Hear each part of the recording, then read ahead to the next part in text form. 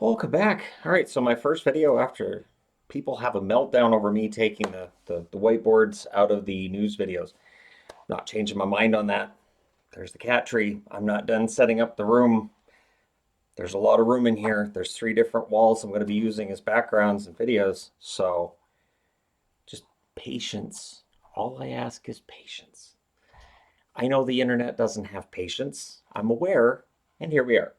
So Carolina at home against the Boston Bruins tonight, and yeah, this series is mismatched. The Carolina Hurricanes are clearly the better team for the Boston Bruins. This is absolutely a nightmare for them. So it was Ullmark versus Ronta, early Bruins press. Ronta holds on during that. Domi then had a rush chance that kind of fizzles out. 9 of the first 10 shot opportunities or shot attempts are for the Boston Bruins, which is right in line with how it was in game one. So Boston comes out and they're very strong to start the game, but we know it doesn't stay that way. So the Bruins get a power play. The Canes don't let them set up. There's no way you're going to set up against that. So then there's a shorthanded chance for Aho. That was saved. Pastrnak blasts one wide. Bergeron has one that's held, and it's killed off. And both the penalty kill and Antti Ranta are sharp.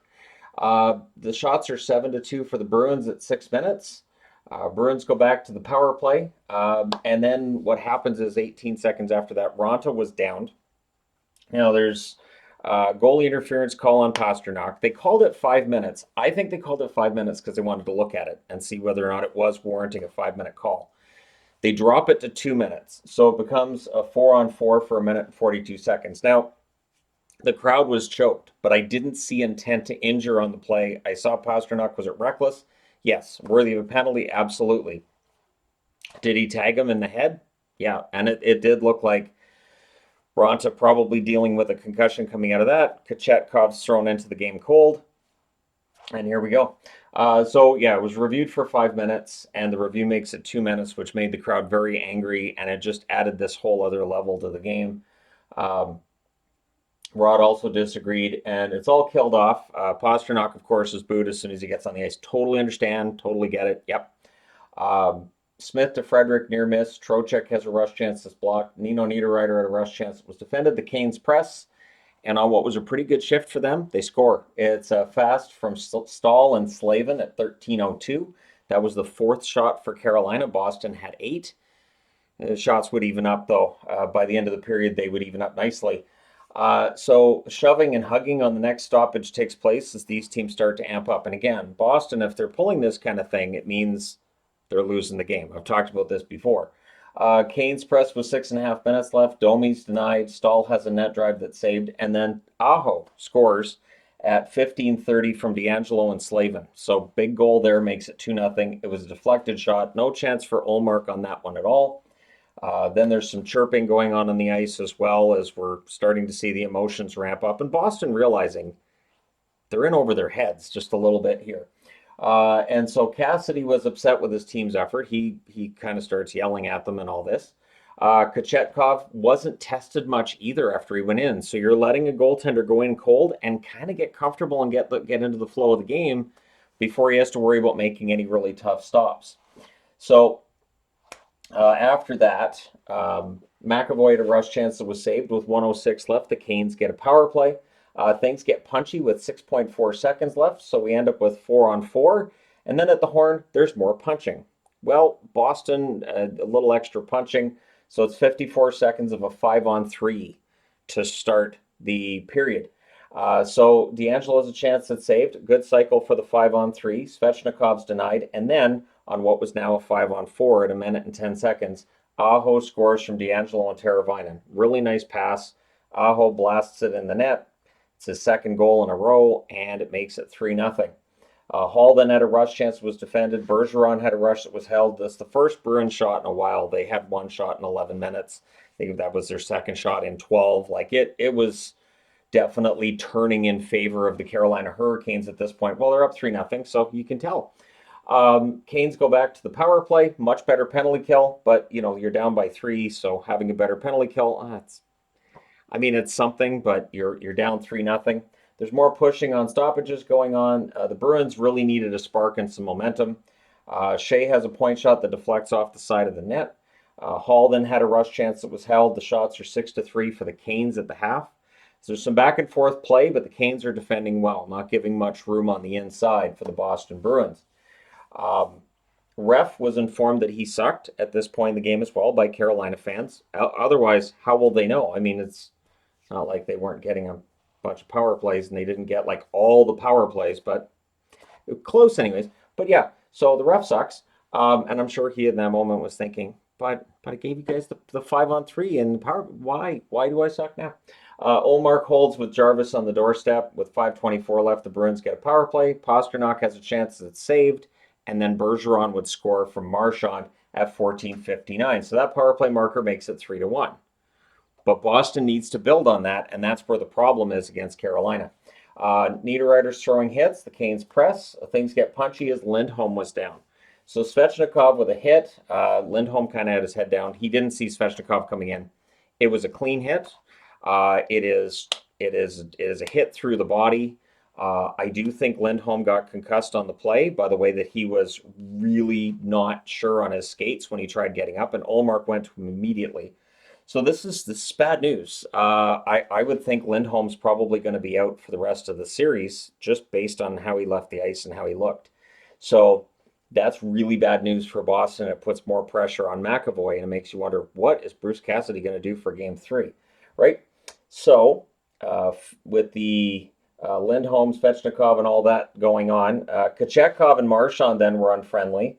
That leads to some punching. Now, Marchand with the stick swinging slash there on Kochetkov, I think he's probably going to get fined for that. I do. I think he's going to get fined only because I think the league's going to look at what happened in this game and probably want to clamp it down a little bit because this game did kind of get out of control. So penalty boxes are filling up. The Canes stay on the power play, which they got after the Bruins get mad about the hit on Lindholm, which they felt wasn't fair, or they felt like it was. They're frustrated at this point. So whatever they felt, odds are it was very tinged with frustration. So we end up with a 5-on-3 for 1 minute and 5 seconds. So another 5-on-3 for Carolina. This one they score on Niederreiter from Trocheck and D'Angelo at 18:52. They were net crashing. Ullmark was down. Not much chance for him. And so suddenly it's 4-1. There is no comeback for Boston. And we're through 2. Third period, McAvoy gets hurt colliding with Svechnikov. And this one was totally unintentional. They collide. Svechnikov is dangerous both to himself and to others, sometimes on purpose, sometimes by accident. So the Canes get a power play. DeBrusk with a cross-check on that one. So not sure what DeBrusk's thinking there. It was a clear cross-check. They have to call that. So McAvoy does stay in the game, thankfully. Svechnikov has a chance that goes high. And then we have another 5-on-3 for 48 seconds. This is some of the most undisciplined play by the Bruins I can remember. And it's a 4-minute call on Forbort. So, yeah, it's a prolonged power play. And I put right there, terrible discipline by Boston tonight.